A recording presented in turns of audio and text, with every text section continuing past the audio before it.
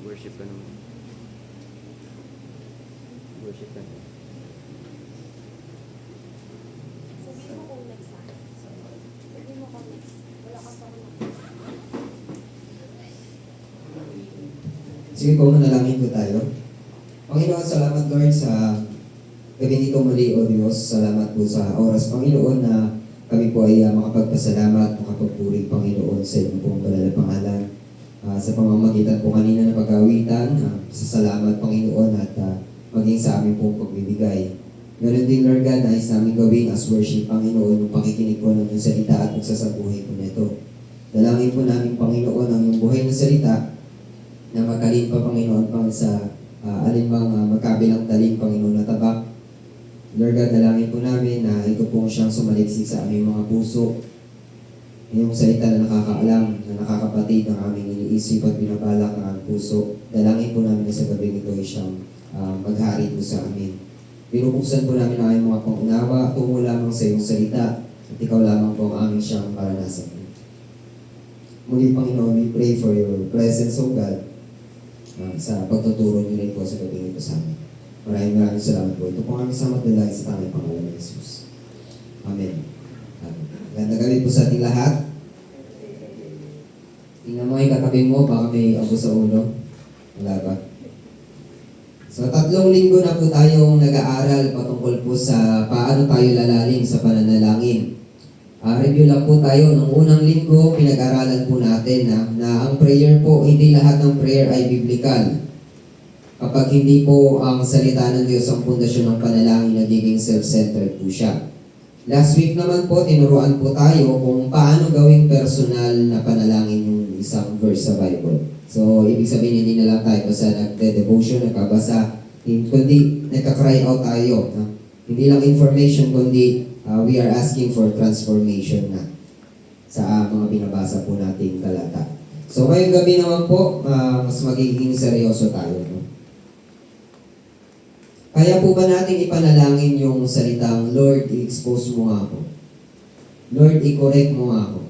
O Lord, i-break mo nga yung pride ko. Kapag kaya na po natin ipanalangin yung mga bagay po na ito, it is a sign of maturity po sa atin.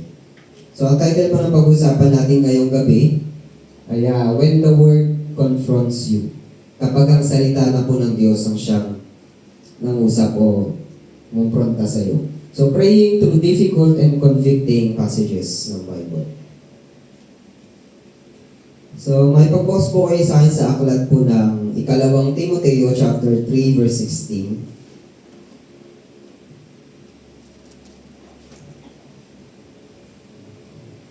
Meron ako sa PowerPoint na English, pero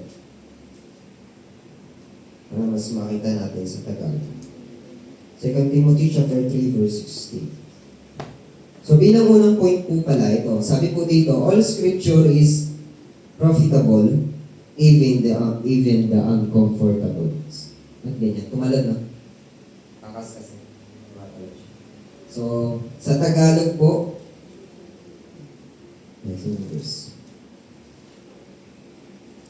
kapaki-pakinabang. Yung word po na profitable is kapaki-pakinabang sa Tagalog. So lahat daw po ng nakasulat sa salita ng Diyos ay kapaki-pakinabang para sa atin. Masakit man ito, yung mga salita man ng Diyos na hindi natin kahit tanggapin, lahat po yun ay kapaki-pakinabang sa ating po mga buhay. So yun po yung unang sinasabi ng unang point natin. All scripture is profitable even the uncomfortable. Sabi po ng 2 Timothy 3:16, all scripture is God-breathed and profitable. Ayan.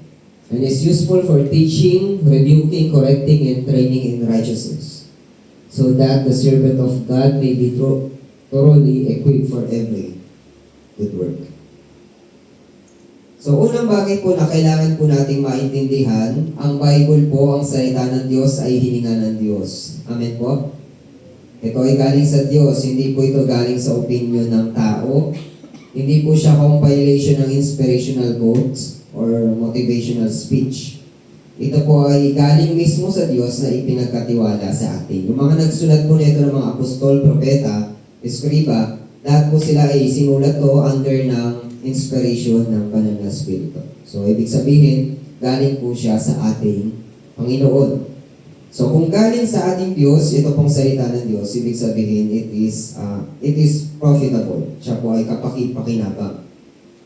So binasa po natin yung talata sa Timoteo, sabi, ang lahat ng kasulatan ay kinasihan ng Diyos at kapaki-pakinabang sa pagtuturo ng katotohanan.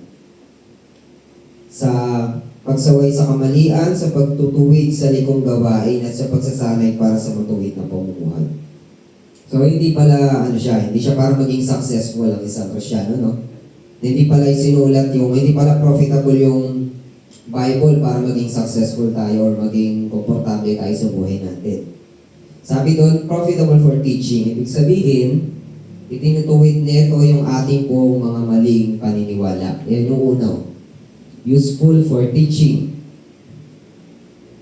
Tinutuwid nito yung ating mga maling naniniwala. Marami kasi tayong sariling opinion na okay na siguro to. O kaya meron naman na ganito naman talaga ako eh. Ito kasi yung ugali ko eh. So, meron pa tayo na wala namang masama sa gagawin ko.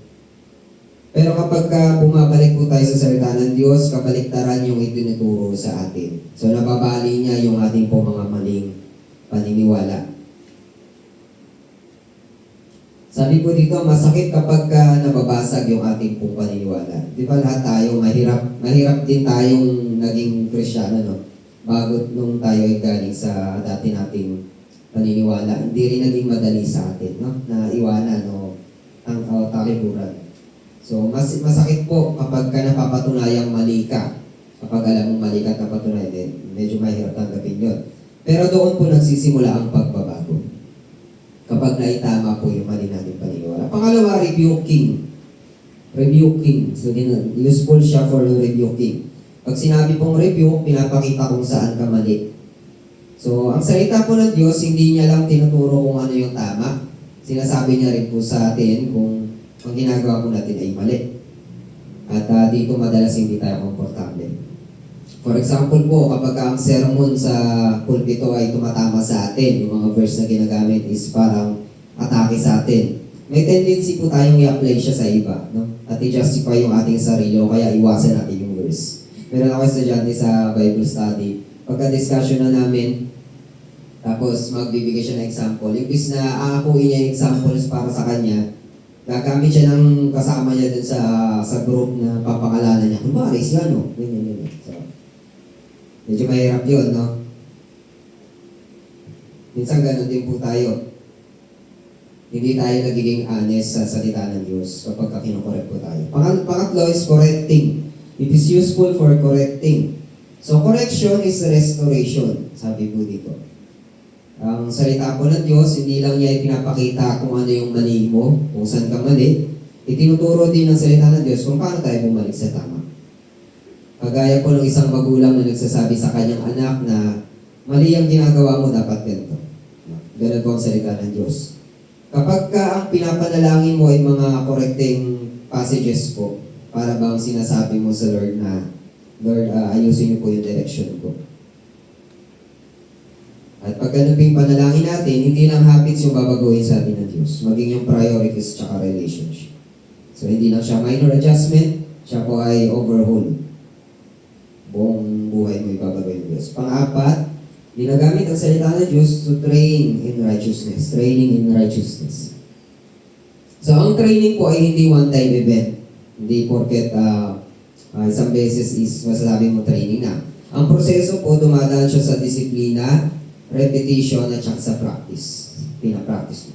So corporate world po, bago ka maging regular na trabahador, kailangan ka mag-training ng ilang buwan. No? Mga 6 months, kailangan ka dumaan sa training.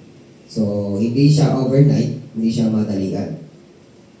So, ang layunin daw po ng salita ng Diyos ay hindi lang para tayo ay matouch, kundi para tayo ay matrain na gumawa ng mabubuting bagay. So, hindi lang po comfort ang bigay sa atin ng salita ng Diyos. Meron siyang rebuke, meron siyang correction, at merong training. Ito po yung problema natin minsan. Gusto natin ang word o ang salita ng Diyos bilang encourager, comforter, at motivator. Yung mga verse pa tayo dyan na gusto nating idinidikit lagi sa ating mga rep, no? Yung sticker natin. Kasi ito yung life verse natin. Kasi very encouraging siya, very comforting, tsaka nakaka-motivate. Pero ayaw na natin yung salita ng Diyos kapag yung tema ng salita ng Diyos is correcting, discipline, na parang surgeon. No? Pero isipin po natin ito. Kapag, for example, meron kang tumor sa katawan, may cancer ka sa katawan, ano po yung mas mapanganib? Yung masakit na operation na kailangan daanan mo o yung komportable pagpapabaya? Siyempre, mas pipiliin natin kahit masakit, kahit nakakatakot, yung operasyon para matanggal yung mali sa katawan natin. Ganun din po sa ating po mga buhay. O, ang operasyon po ay masakit, nakakatakot, nakakapagod, pero nakakapagligtas. So, kailan po yung huling pagkakataon na sinabi natin sa Panginoon na, alam mo Lord, tama ka dito, mali ako. Kung ang Bible reading po natin, yung pag nagbabasa tayo ng salita ng Diyos, kapag lagi siyang comforting, baka hindi po natin hinahayaan yung Bible pong magsalita sa atin. Baka hindi Bible yung binabasa natin o ibang version. So, ang salita po ng Diyos sa unang point natin, it is profitable even dun sa mga uncomfortable na verse. Pangalawa, the Word of God exposes you. When the Word exposes you, it exposes yung ating pong mga hidden motives. May panalangin si David sa awit 139 verse 23 to 24. Ilang beses na po natin itong natakil. Ito yung sabi niya, search me, O God. Saliksikin mo ang aking puso, Panginoon. Ito pong panalangin ni David na ito, hindi siya casual prayer. Hindi rin siya pang devotional background music. Ang prayer daw po na ito is matuturing na dangerous prayer. Dahil kapag sinasabi po natin sa Panginoon na search me, saliksikin mo ko Panginoon, hindi tayo humihingi ng blessing sa Lord. Ang inihiling natin is pagsusuri. Examination mula sa Panginoon. At hindi po yun madali. So, pag ang panalangin po natin is kagaya nito kay David, hindi natin sinasabi na, Lord, ayusin mo yung iba. No? Dalas, ganito tayo, pinagpipray natin kapag may nakaka-offend sa atin. Pinagpipray natin yung taong naka-offend sa atin. Lord, baguhin mo nga ugali niyan, nakakainis yan. Lord, ikaw nang bahala dyan. Imbis na yung panalangin mo is, Lord, baguhin mo ko para sa taong to. Simulan mo sa akin. Bible exposes hidden motives. Marami pong kasalanan ng hindi obvious. Hindi lahat maingay, hindi lahat loud rebellion, minsan refined, religious at socially acceptable. Ito po yung mga i-expose sa atin ng salita ng Diyos. Una, spiritual pride. Ano ba yung spiritual pride? Ito yung mukha kang humble sa labas, pero sa loob, sa isip mo, may yabang. Ito yung iniisip mo na mas mature ako sa kanila. Ayan po, spiritual pride. Mas may alam ako kaysa sa kanila. Meron kang spiritual pride. Pangalawa, subtle comparison. Ito po yung hindi mo inaamin yung meron ka, pero ikinukumpara mo yung ministry mo, yung buhay mo, yung blessing mo sa iba. Ito po yung pagkukumpara sa ibang kapatid mo sa pananampalataya o maging sa ibang tao. Ito po yung ugali ng mga Pariseo dati. Tingin nila mas religious sila, mas marami sila nagagawa sa Panginoon, at mas matuwid sila sa harap ng Panginoon. Pangatlo, hidden bitterness. Ito po yung may tinatago tayong bitterness sa ating mga puso. Baka tayo yung palangiti, pero nagkikimkim pala tayo. I-expose din po yung salita ng Diyos. Desire for recognition.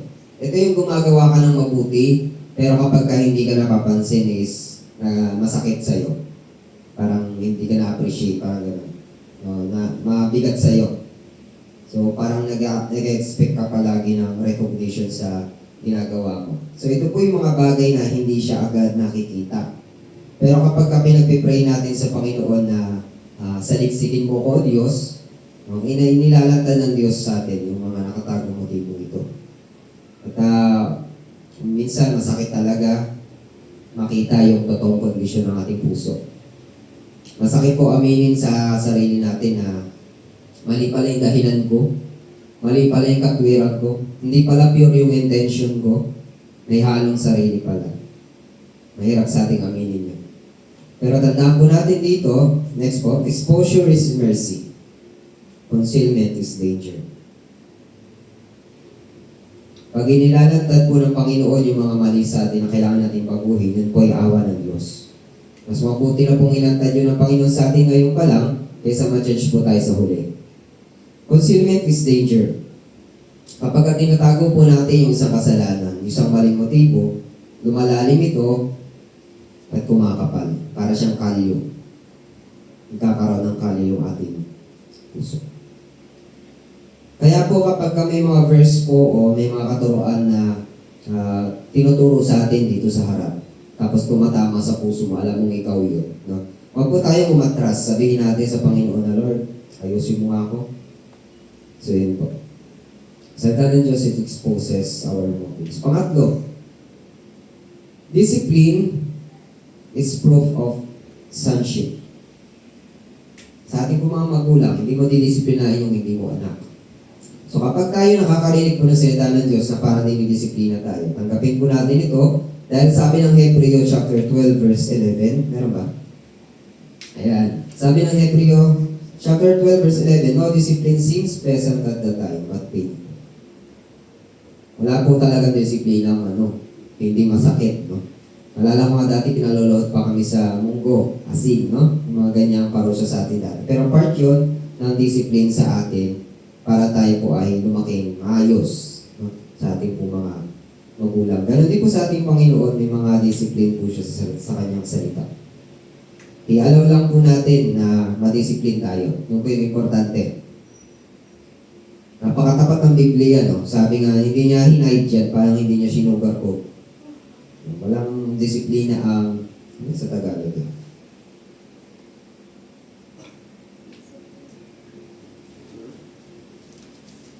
Sabi nga sa Tagalog. Habang tayo tinutuwid, hindi tayo natutuwa, hindi naghihinagis. Yeah. Pag tinutuwid tayo, hindi tayo natutuwa. So, alam niyo po, hindi masarap makonvict kapag kinako-convict ka sa kasalanan. Hindi rin po komportabling marinig na mali ka, mali yung ginagawa mo. Ayaw natin yan. At hindi rin po madaling aminin na kailangan natin magbago. Minsan, pretentious tayo. Pero tandaan po natin ang conviction po ay hindi rejection. Kapag ka ang salita ng Diyos ang tumama sa iyo, meron niyang kirot sa puso mo habang nakikinig ka, ibig sabihin po noon, hindi galit ang Diyos sa iyo. Ibig sabihin, kumikilos siya sa iyo. Sabi nga dito, ang isang ama na walang pakialam, hindi siya nagdidisiplina. At ang isang magulang na pabaya, hinahayaan niya na yung anak niya. Pero ang isang ama na nagmamahal ay nagko-correct, nagdidisiplina. Kaya kapag medyo masakit sa atin yung salita ng Diyos, huwag nating isipin na tinatabi tayo ng Panginoon. Mas tama pong isipin natin na tinatrato na tayo bilang kanyang mga anak. Mamaya mga verse tayo dyan. Mas gusto mo bang manatiling immature o maging kawangis ni Kristo? Dahil ang Christ-likeness ay hindi nabubuo sa comfort. Hindi ka magiging Christ-like kapag lagi ka nasa comfort zone mo. Ito po ay nabubuo sa pruning. Ano tagal ng pruning? So ang saka po daw na hindi pinuputol, hindi siya lalago ng tama. Ang pusong hindi dinidisiplina, mananatili siyang mababaw. Ang pruning po ay hindi punishment. Ito ay preparation. Next po. Ayan, ang pruning ay hindi punishment, ito ay preparation. Preparation for deeper holiness, preparation for greater usefulness, and preparation for mature. Okay. Gusto natin mag-mature yung ating buong pananalangin, gusto natin mas maging banal, mas maging gagamit-gamit sa Diyos, hindi lang po puro hingi sa Panginoon na, Lord, gawin mo akong banal. Kung hindi ka naman nakikinig sa salita ng Diyos, wala rin pong mangyayari. Hindi magpamature ng ating pananampalataya. So meron ako dito mga sample verses po na ipapanalangin natin mamaya. So on your personal na lang din po. Yung mga sample lang po ito mga verses po na dapat nating ipanalangin. Hindi po ito condemnation, ito po ay confirmation kay Kristo. Kung gusto natin maging kawangis ng Panginoon sa Kristo, kailangan nasasalamin natin yung salita ng Diyos sa ating mga sarili. Una, yan, sa pride. Kapag may pride tayo, buksan nyo sa James chapter 4 verse 6, sabi dyan, God resists the proud. So, isipin agad natin, may mga pagkakataon ba na gusto kong ako lagi yung tama? Baka masyado na po kong mayabang, Panginoon. Ilapit natin sa Panginoon yan mamaya. Masakit itong ipanalangin, itong pride na to, kasi wala po sa ating gustong umamin na may pride tayo. Pangalawa, yung pagdating sa loving your enemies, sa Mateo 5:44. Panalangin agad natin sa Diyos. Kaya ko bang ipag-pray yung nanakit sa akin? Naka-offend sa akin? May tao pa ba akong kinikinuman ko ng galit? So ipanalangin natin, naturuan tayo ng Diyos na matutong magmahal katulad niya. Tapos self-denial.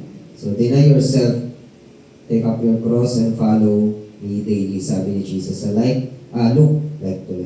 Luke chapter 9,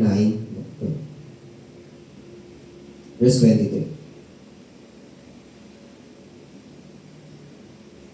Self-denial is daily living.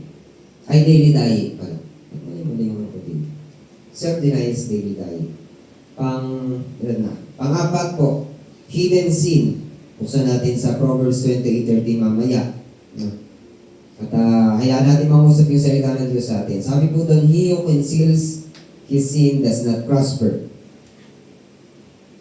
Meron ba tayong compromise? Meron ba tayong kasalanang itinatago? Aminin po natin ito sa ating Panginoon. Sa speech, pagdating sa ating pong pananalita sa mga salitang lumalabas sa bibig natin. Sabi ng Ephesians 4:29, let no corrupt word proceed. So, ipanalangin natin paano ako magsalita sa ibang tao. Nagiging harsh ba ako? Ginagamit ko yung bibig ko para manira. At panghuli, forgiveness, pagdating sa forgiveness. Panalangin natin kung marunong tayong magpatawad. Kaya natin yung salita po ng Diyos, yung siya pong mangusap sa atin. So last week, diba, James 1:22-23 yung binasa natin. Ngayon naman po, ayan po yung, anim. So bilang pang tatapos po, ang layunin po ng Diyos sa atin ay hindi i-comfort tayo sa ating mga problema. Ang layunin ng Diyos sa atin ay hubugin tayo ayon sa wangis ni Kristo.